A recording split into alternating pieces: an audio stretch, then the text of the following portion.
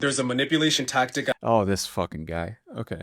Yeah, okay. I don't like this guy. I don't like this guy. He gives me such a fucking creepy vibe, and try to not hold that I've said that in your mind as you're watching this, but I want you to tell me like how you feel about this guy after this video. I use that makes women think they're making their own choices when I'm really the one planting ideas in their head. I've taught this to hundreds of guys. The guys who use this get women acting spontaneous, open-minded, and making bold decisions. The guys who don't use this are still trying to convince women with logic. It's called subconscious influence through framing. Here's how it works. When you Of course, it has a fucking like technically jargon. Fucking autistic man.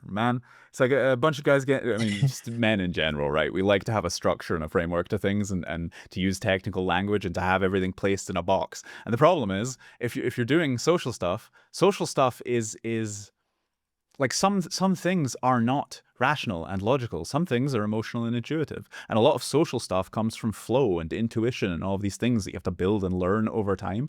And when a lot of guys that don't have any social practice are getting into it, they end up, IOIs and frame and whatever the fuck this guy just said, the jargon thing. And it's like, that's not helping you, man. That's really not helping you. It just puts you up in your head, like putting things in little boxes and putting labels on. It's like every single person out there is completely different, right? They're completely different people with different aspirations and different, they'll respond to different things. And that doesn't mean you have to learn the things that everybody responds to. It means you have to learn over time how to navigate those situations through flow, right? And you do that through practice and by getting out of your head, not by learning more tricks and techniques and bullshit. compliment a girl on a specific trait, she starts embodying that trait. So if I say, I love how spontaneous you are, you're the type who says yes to exciting things instead of playing it safe. She starts acting more spontaneous because now that's her identity. That's who she thinks she is. This is true in general, and this is just a thing with people. If you start telling someone that they are something, they will start behaving like that thing. And this can be very positive. Like you can elicit really positive traits out of people by telling them that they're kind and they're good and they're this and they're that. It's like the self image that we have of ourselves is created partly by the voice in our head, and you can control that voice and tell yourself different things. But it's also controlled by the majority of the feedback that we get from the world around us, which is a little bit fucked because the voice in your head comes first, right? If you're thinking and behaving in a certain way, people will treat you in that way because of that micro communication thing we talked about earlier. But you got to be careful if like there is a difference between you doing these sorts like it's about the intention, right? There is a difference between doing these sorts of things with your friends and your family because you're trying to bring out the best parts of them, and using it on dates with women that you don't really know because you're trying to elicit a certain behavior that meets your desires, right? There's a huge fucking difference in both morality and the outcome there, because the outcome of this kind of behavior is that these things work for a little while, but it is not a good foundation to start a relationship on. Like any sort of manipulation, any sort of game playing, any of that, if you're just looking to hook up and have short-term things, it can work. I still think that being honest is a much better way of doing it, right? But it does work. But it's not going to work well long term. It's always going to end badly. Around you. And when I suggest we grab drinks at my place later, she's way more likely to say yes. Because spontaneous girls do Yes, because the goal of a date is to get this girl to fuck you, of course. spontaneous things. I do this with 4 specific traits: spontaneity, open-mindedness, creativity, and independence. Each one makes her more likely to make bold decisions, like leaving the bar with me. Now here's the thing, this isn't about tricking anyone.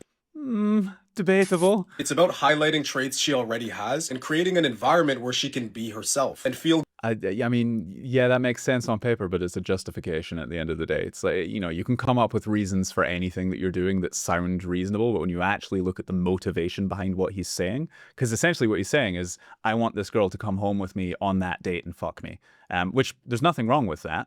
First of all, like one night stands, whatever. If two consenting adults, great. But if you're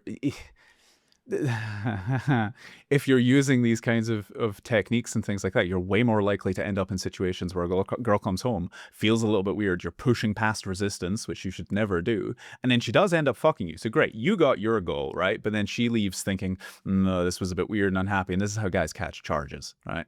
The vast majority of the dates that I have that go well do end up in sleeping together because my mentality is if two people like each other and there's no you know, there's no barriers and they're both emotionally healthy and they're attracted to each other, why not just have sex immediately, right? If they trust each other as well. But a lot of the way that I do it is built on trust. I'm not trying to get this person to come home with me.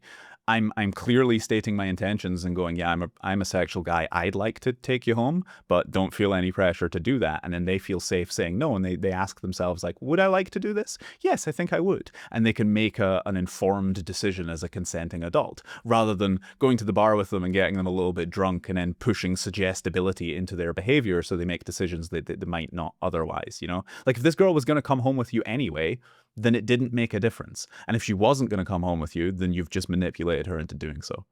Good about her decisions. But most guys try to convince women we should hang out because we have so much in common. That's boring and it doesn't work. You want her to feel like That's exactly what works. If you have things in common with people and you feel connected and bonded to them, you want to spend more time with them. That's just how human connection works. she's choosing you because of who she It doesn't work with emotionally insecure and you know, fucked up women that are looking for attention and validation. But if that's the kind of girls that you're going for, then yeah, follow this guy's advice. is. Not because you made a good argument. If you want to know exactly how I use these frames to pull girls from I don't, but thank you.